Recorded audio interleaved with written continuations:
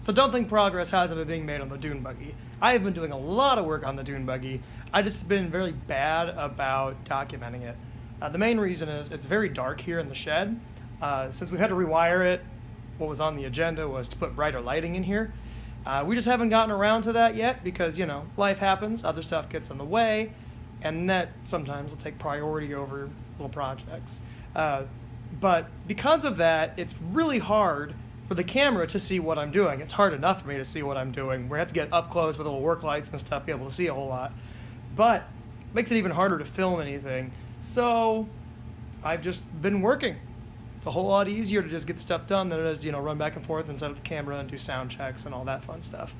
So until we get the lighting sorted out, what I'll be doing is finishing of certain aspects of what I've got accomplished on the Dune Buggy, and then kind of walk you through what I've already done. It's a lot of cutting, a lot of welding, so, you can only explain how to do that so often, but, there has been progress being made. So let's walk through and see everything that has been getting done.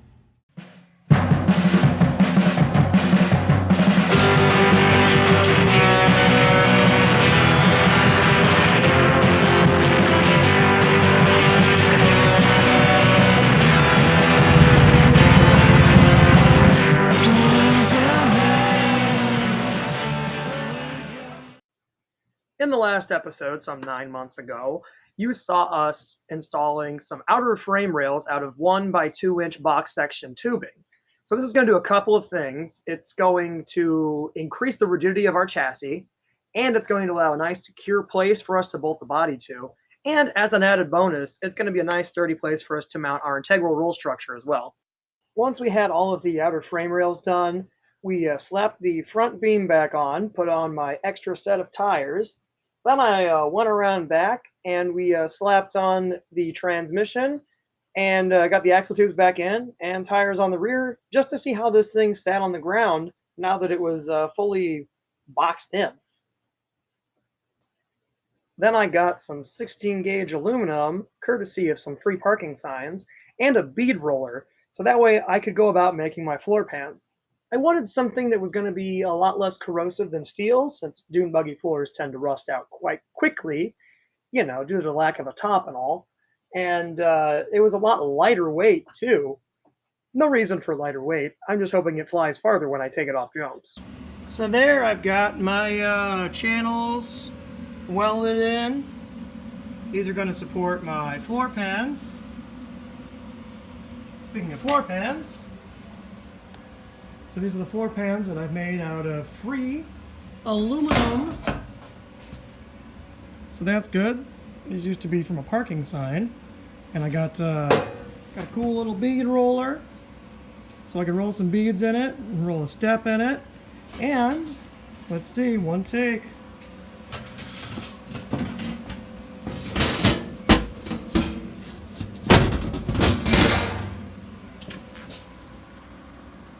Feels like a glove.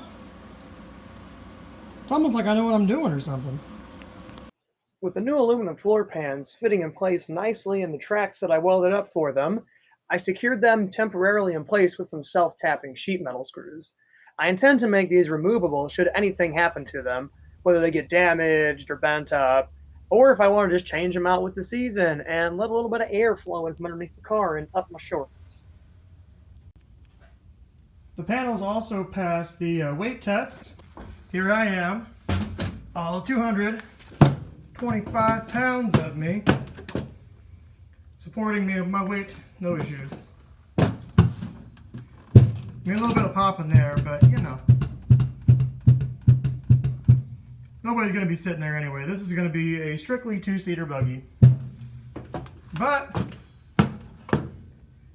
it's holding my lardiness pretty easily. With the floor panels secured and having passed the weight test, I thought now I'd go on to this whole crazy right-hand drive steering idea that I've got.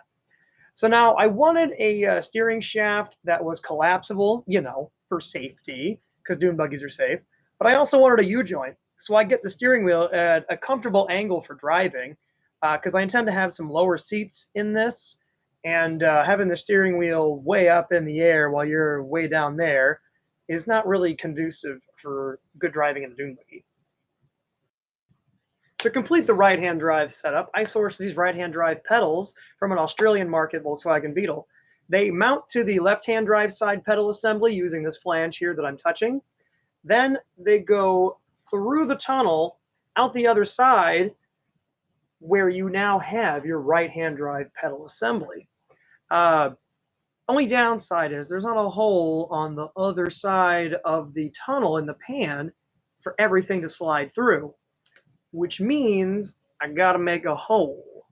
Together smoothly. Well, I've made this drill guide jig bracket, so this bolts on here, and then the center hole there, I can run a really long drill bit through it, and hopefully it should come out the other side here, which then I can make the hole a little bit bigger to fit the shaft for the right-hand drive pedal assembly.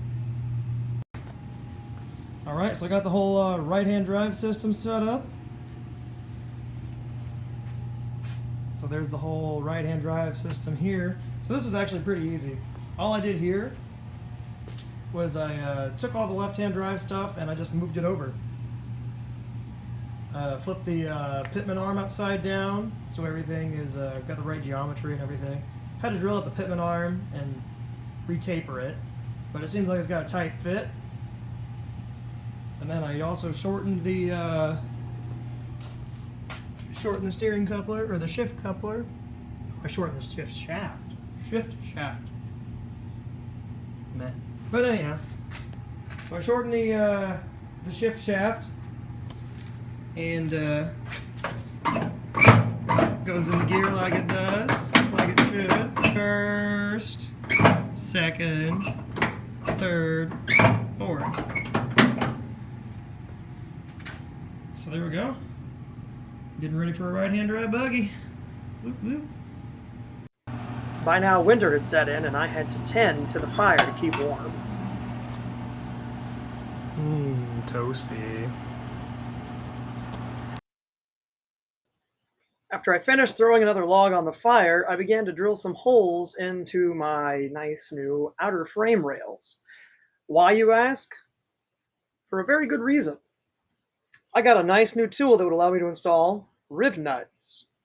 These would be a much better solution than a through bolt and a lot quicker than a captive nut. It comes with plenty of Rivnuts in metric and standard sizes. It even comes with the Rivnut mandrels in standard and metric sizes. So this is a very nice handy little tool, and I'll share the link in the description so you can find one for yourself. So this Rivnut tool that I got was incredibly easy to use, and it was a really quick way to add a bunch of captive nuts all down the perimeter of the frame rails. This is going to make a nice clean mounting point for the dune buggy body to marry itself to the VW pan. I like it. Super easy, super quick. So this is where I'm at. So check back soon. Hope we'll have a lot more done. Stay ambitious.